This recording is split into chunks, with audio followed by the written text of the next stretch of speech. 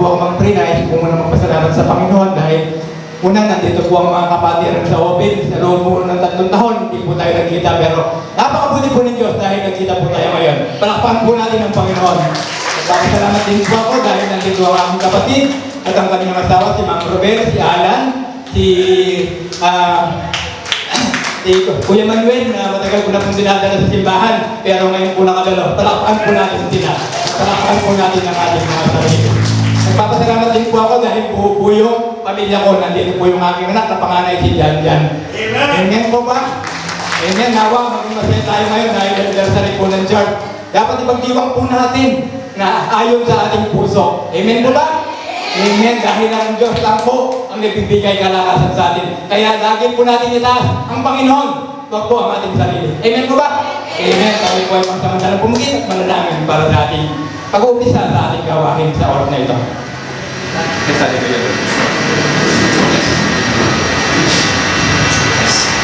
Po, Ama natin Diyos, maraming salamat po.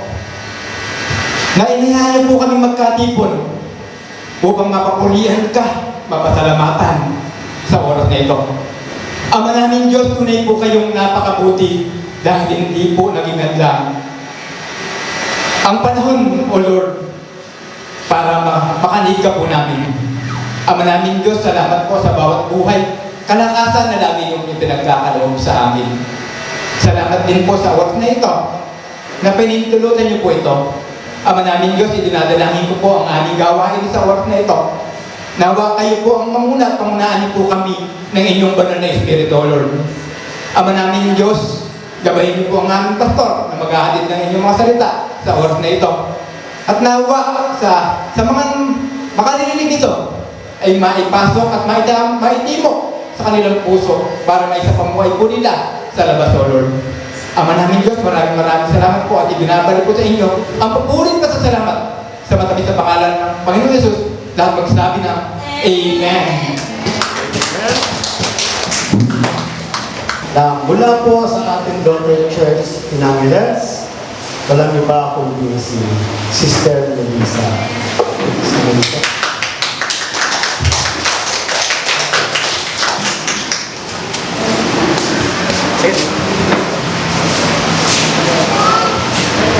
Praise God! Magandang umaga po. Happy anniversary po sa ating Mother Church. Purihin ang Panginoon po sa oras na ito. Nagpapasalamat po sa Panginoon. Talagang kinakabahan ako. First time ko pong tumayo dito sa harap. And sa church po namin, tuwing linggo po, tayo kami sa harap. Pero dito po, first time ko po tumayo dito. Talaga po natatense po ako. Pero sa tulong ng Panginoon, siya po ang gagabay. Tunay nga po nagpapasalamat po ako sa Panginoon sa pagkakataon po na pinagkaloob niya po sa amin na makasama po ngayon anniversary sa ating main church. Salamat. Salamat po sa Panginoon na binigyan niya po kami ng lakas at determinasyon na makarating dito. Talaga pong marami pong struggle pagka ganito pong gawain ng Panginoon. Pero sa tulong po niya, narito po kaming lahat ng mga kasama ko po sa church. At papatotoo ko po ang aking buhay Kristiyano. Tunay nga po nung nag-umpisa po ako nag-church, talaga pong walang-wala po kami sa buhay. Nag-umpisa po kami ng asawa ko nagsama, 16 pa lang po ako. And then, nag-umpisa po kami wala talaga, as in walang gamit, walang trabaho, walang pagkain. Talaga pong araw-araw po, struggle po talaga namin pagkain. Ang pinadasal ko po araw-araw, makakain lang po kami noon. The age of 16 po talaga naranasan ko lahat ng hirap. Nag-anak po ako na, ngayon po apat na po yung anak ko at malalaki na po sila. Purihin ang Panginoon. Mula umpisa po ng buhay ko bilang Kristiyano, hinahanap ko po ang purpose ko. Then ang purpose ko po is, ngayon ko lang po na ganito na nasa age na po akong 39. Ang purpose ko po sa Panginoon is maglingkod. At manatili sa Panginoon, gumabay ng mga nag-start po ako noon, pag nagbibigay po ako sa offering, 20 pesos. Hirap na hirap pa po akong ilagay kasi pagka binigay ko po, wala na po kami pagkain. Kasi po wala pong trabaho ang asawa ko.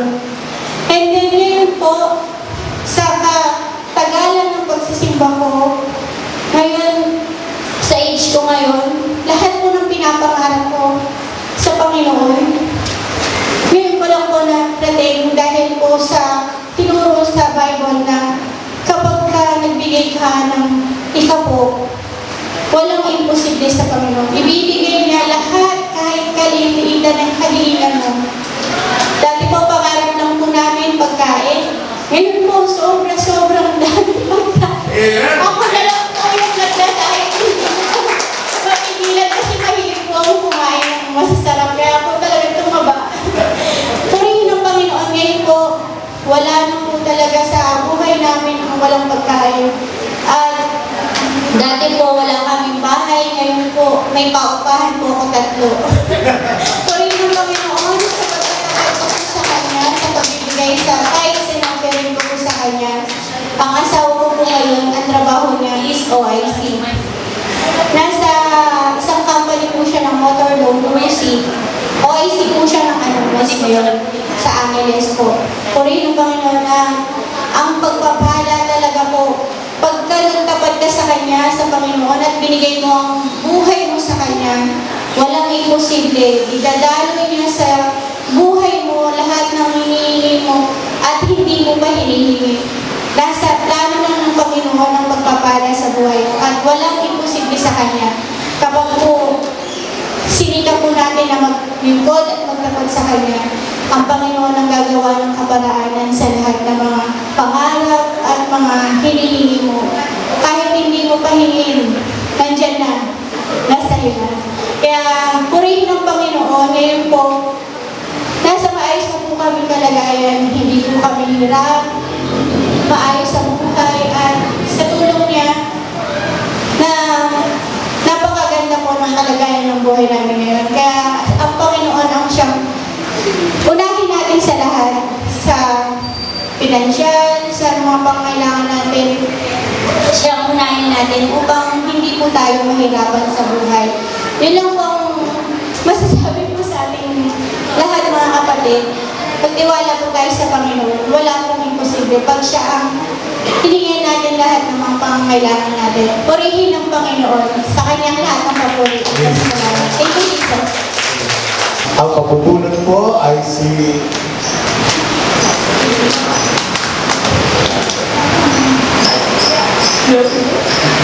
letter A yung una eh.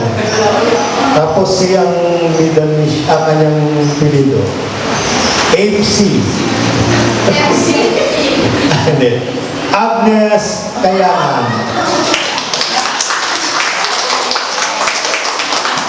Oh, ikaw ba yan?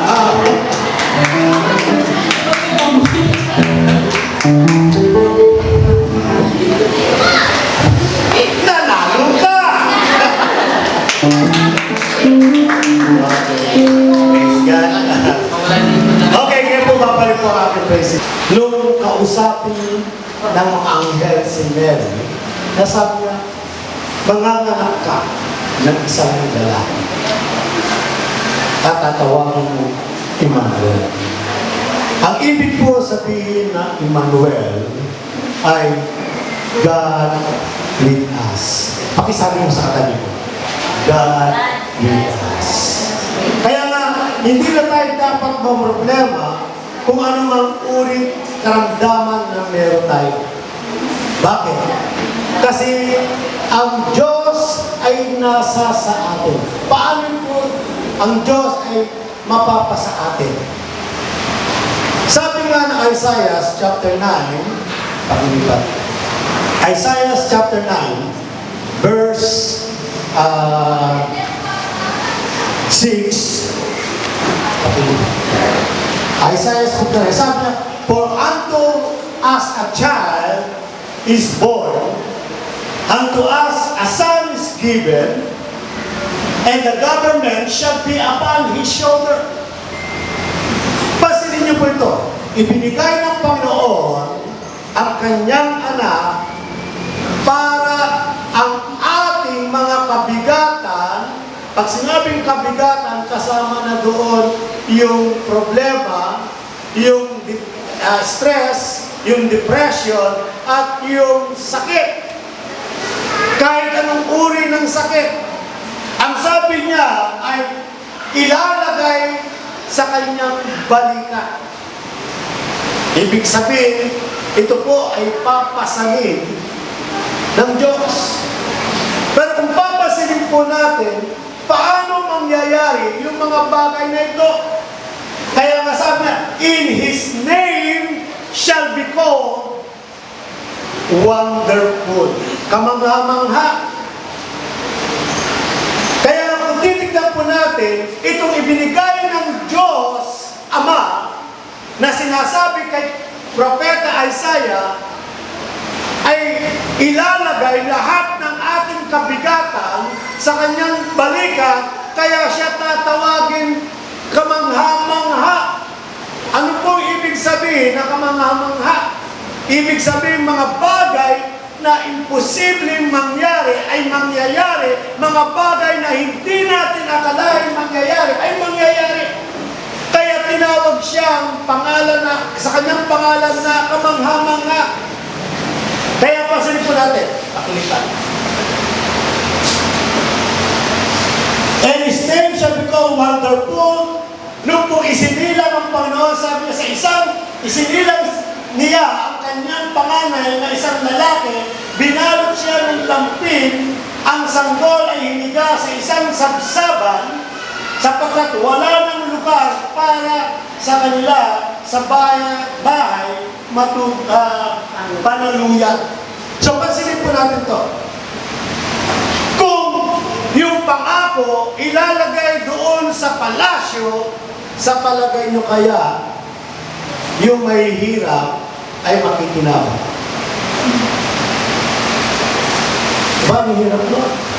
Yung hari nga, pag nandun na sa trono, hindi mapuntahan na kung sino-sino kung walang appointment sa hari. Kahit nga sa atin, kapag pupunta ka sa mayor, kailangan may appointment ka pa. Di ba? Kailangan makikipanayag ka pa doon sa kanyang mga bodyguard o di kaya sa kanyang secretary para makausap mo si mayor. Pero problema, kapag nakikita nila na low class ka, sasabi niya, sige, tatawagan na lang kita. Pero pag sinabing tatawagan na lang kita, maghintay ka ng 10 taon bago ka makawagan. See? Pero yung Diyos, iba. Naisip niya na kung ilalagay niya sa kaharian ang magpapasan ng ating mga problema at kahirapan, karamdaman, hindi natin siya mapupuntahan. Kaya ang ginawa ng Diyos, it's not an accident na siya isisilang doon sa sabsaban. Hindi po aksidente yun. It was a plan of God dahil ang nais ng Diyos, ang lahat ng tao ay kanyang makausap. Di ba? Napakaganda.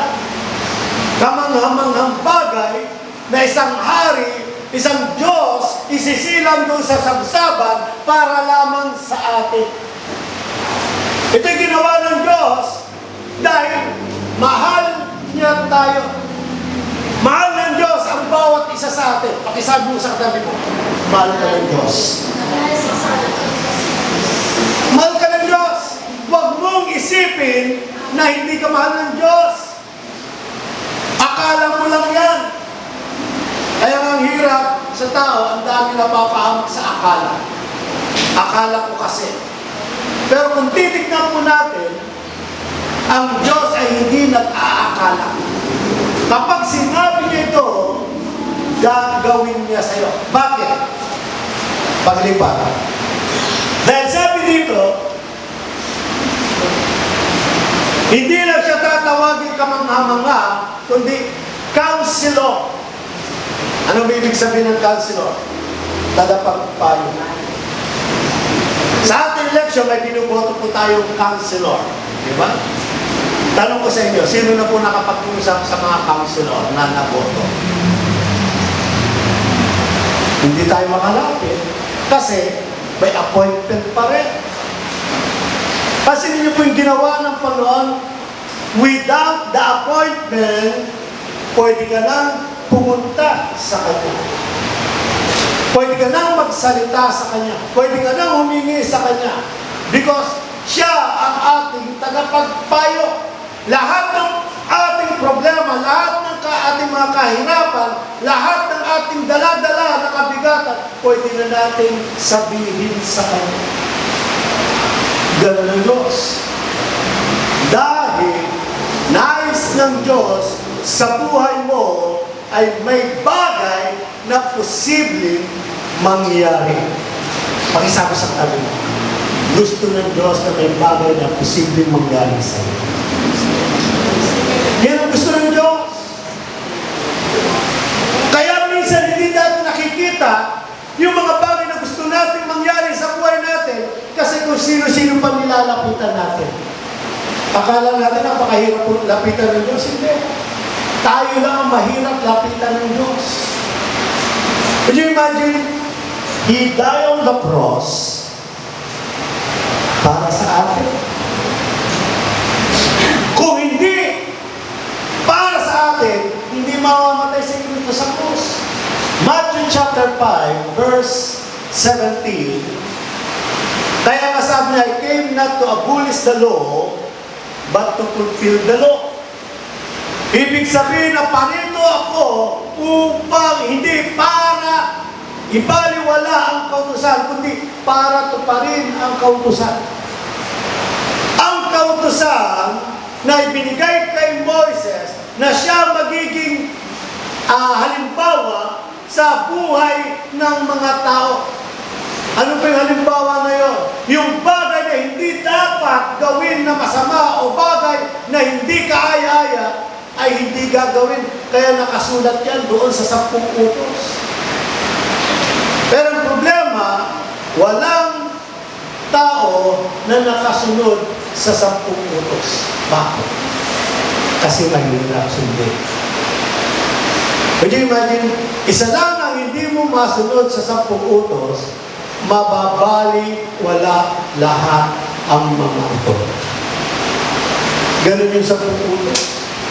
Kaya nakita ng Diyos yan, na walang makagawa doon sa utos na ibinigay niya kay Moses. Kaya ang ginawa ng Diyos, siya bumaba para tuparin yung 10 utos. Kaya doon sa cross, in Hebrew chapter 10, chapter 14, nasabi na si Kristo ang naging sapat bilang alay sa krus. Kaya nga yung pag-aalay sa pamamagitan ng mang-uri mga hayop, depende sa iyong kasalanan na ginawa, para ipataw na hayop na ibibigay mo sa Diyos. Tinanggal ng Diyos yan. Dahil alam ng Diyos ang kahirapan sa mundo.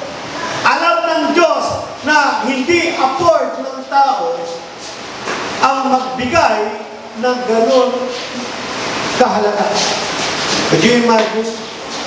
Kapag ikaw ay nagkasalang pangangalo niya, alam niyo po yung iaalay niyo?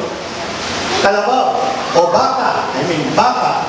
Magkano po ngayon yung baka medyo malaki na?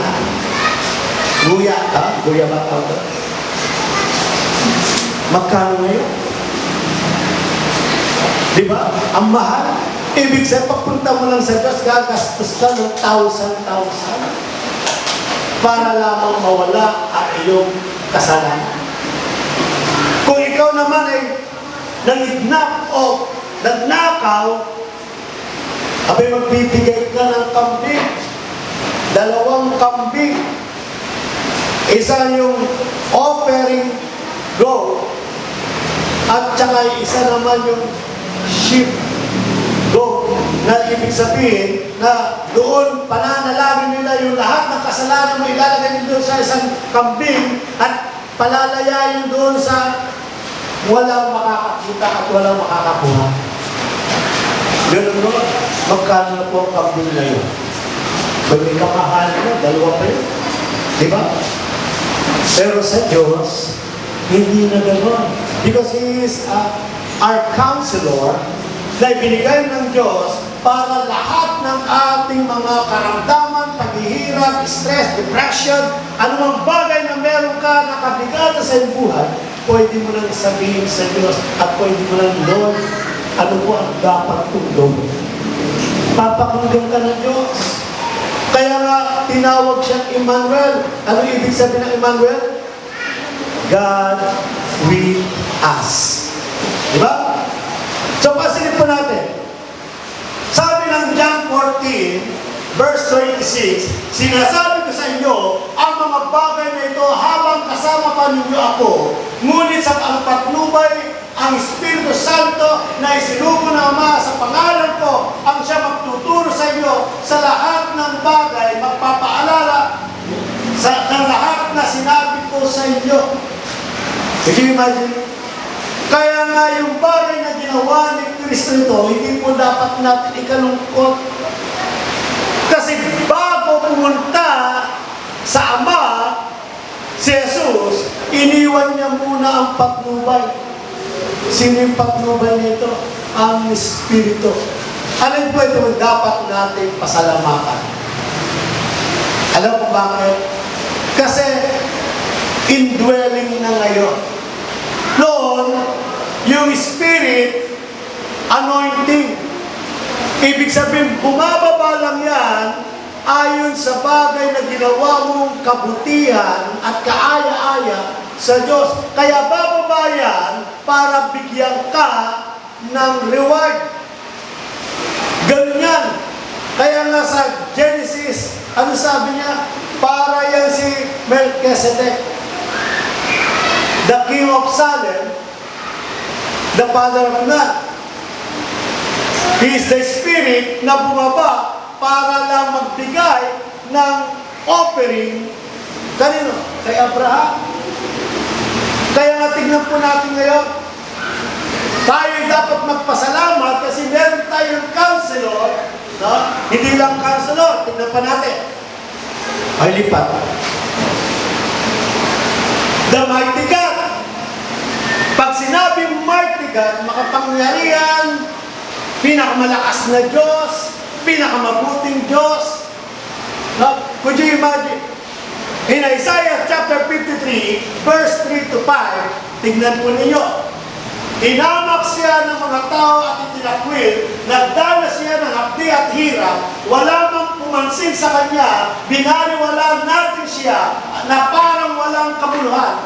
Tunay ngang inalis niya ang ating mga kahinaan, pinagaling niya ang ating mga karamdaman, subalit inakala natin iyon ay parusa ng Diyos sa Kanya.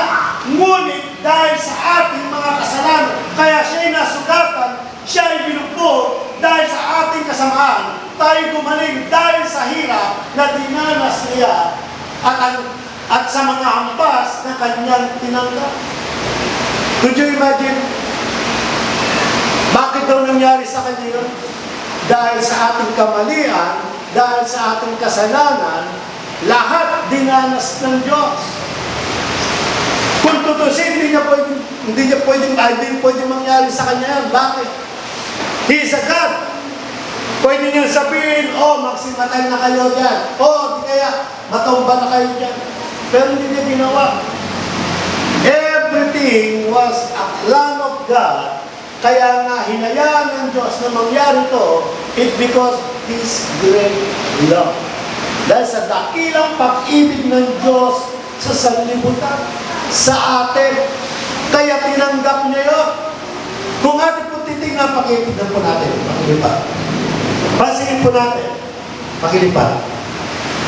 Ang sabi niya, He is the everlasting Father.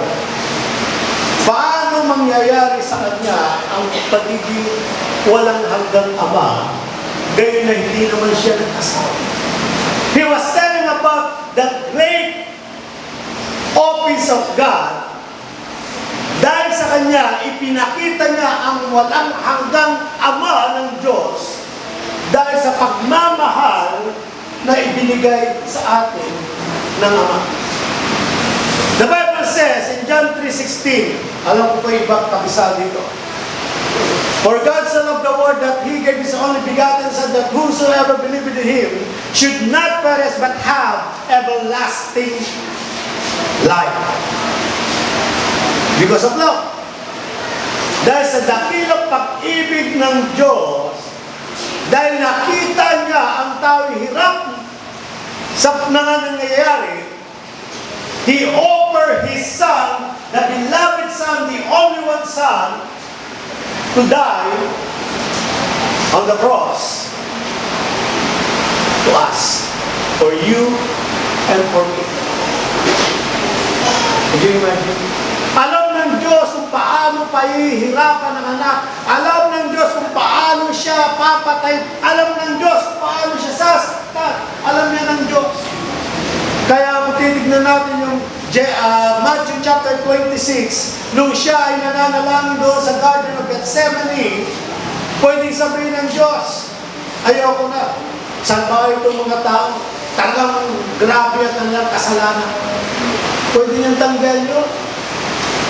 Besides, nung nananalangin si Kristo, sabi niya, kung maaari, ilayo mo yung saro ito. The word saro, yung cup na nilagyan, nalalagyan ng alak, sabi niya, ilayo mo sa akin yun.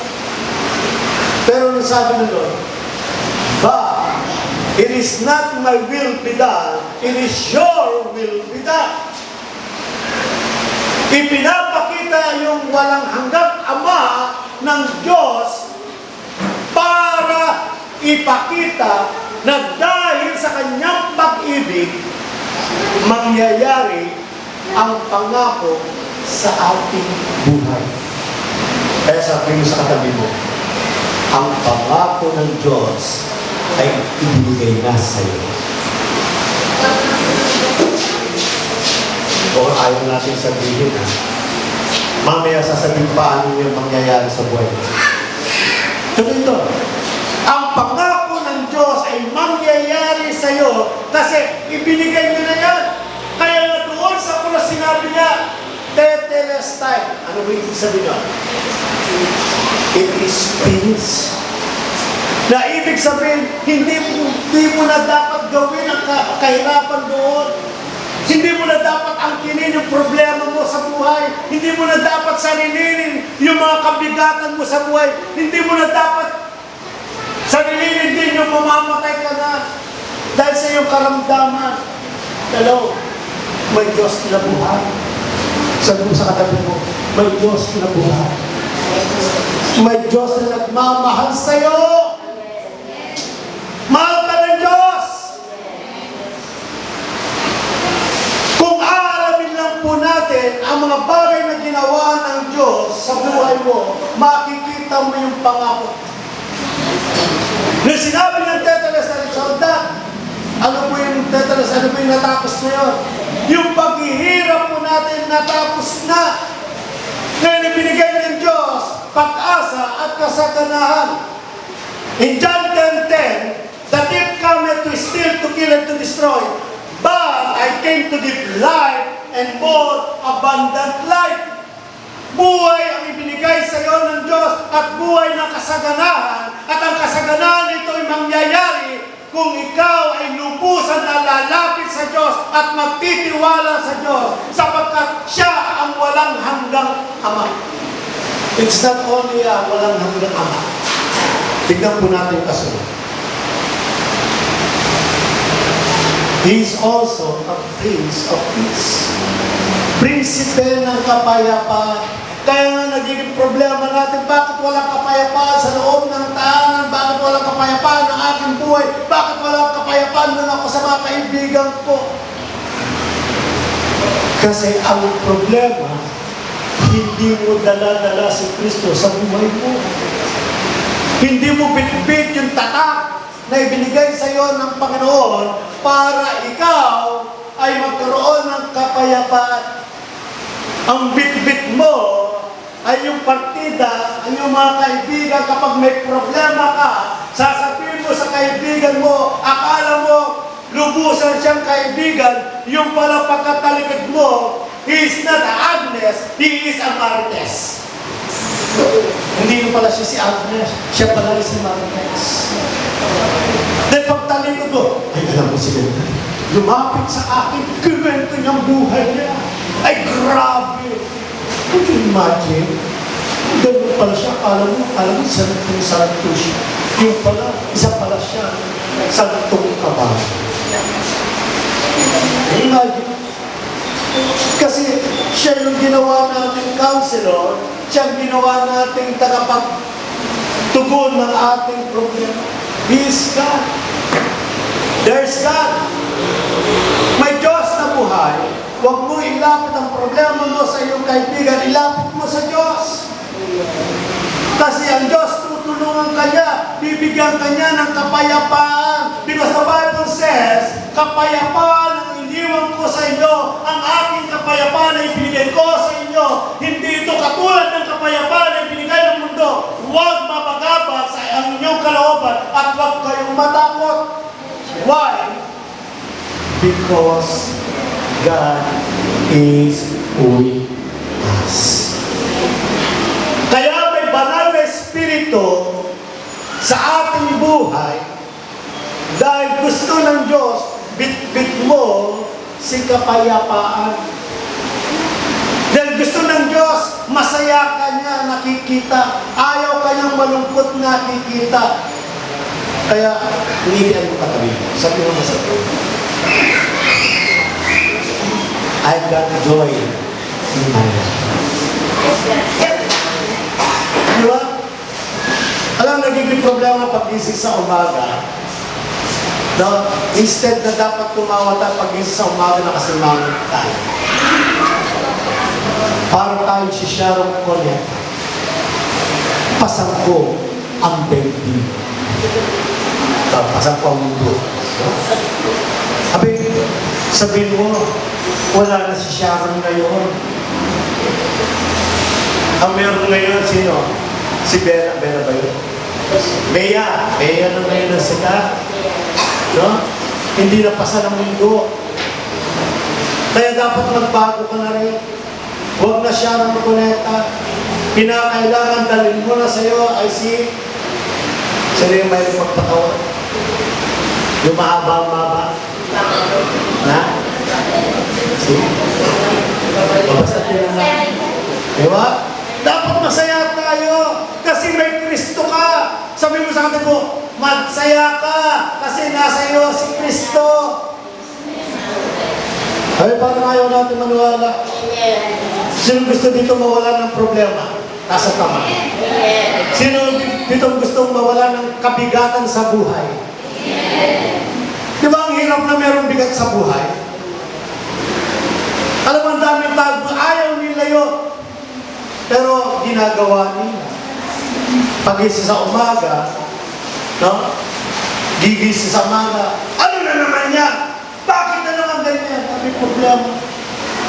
Nakatumba lang yung baso, pinoblema mo na. Humarang lang yung pusa, pinoblema mo na. Alam mo, kung gusto mo ang pagpapala sa iyo ng Diyos ay lubos-lubusan, umpisa mo lang gumising na masaya ang iyong buhay. Yeah, tingnan nga kayo kung masaya mo ka. Si brother, saya-saya din ang tao. Yeah. Ang magkakasama na sila, buong pamilya na sila ng Kristiyana, mag-aantay sa Diyos. Nagiging mani. Di ba? Masarap yun pag gumising ka, saya ng mukha mo. Kasi pag gising mo, haba-haba ng baba mo, para kang hapmon. Dapat maging pulmon ka.